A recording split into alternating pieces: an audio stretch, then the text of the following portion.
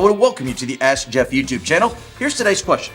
It says, what would you say to someone who experienced speaking in tongues sometime in their life? Well, what we know is the speaking of tongues, or the interpreting tongues, which is a spiritual gift that goes alongside, is mentioned in 1 Corinthians chapter 12, but it is completely examined in 1 Corinthians chapter 14. In fact, an entire chapter of the Bible is dedicated to this gift that we refer to as a spiritual gift, rightfully so, from 1 Corinthians chapter 12. Now, someone came to me and said, oh, I have experienced this. I said, well, great, let's talk about it.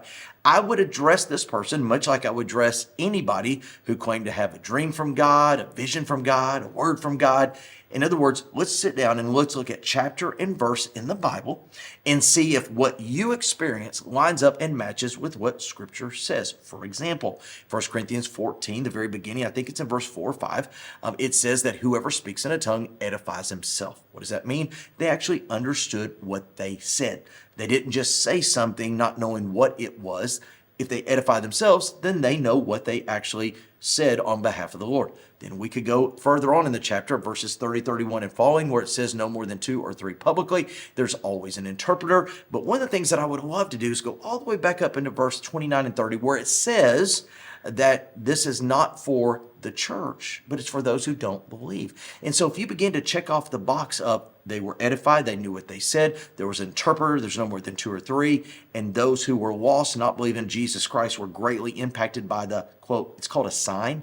So why is that important? Because according to 1 Corinthians chapter 1, Jews require the signs and Greeks require wisdom and or knowledge. So again, if someone says, oh, I've experienced this, great, that's wonderful, I don't have a problem with it, but let's make sure that it lines up with the biblical pattern for how it is to be used. Because one of the greatest tragedies, no matter what the spiritual gift is using it contrary to how the Bible has laid it out to be utilized. Great question. If you have one, send to AskJeff.net. Maybe your question be tomorrow's.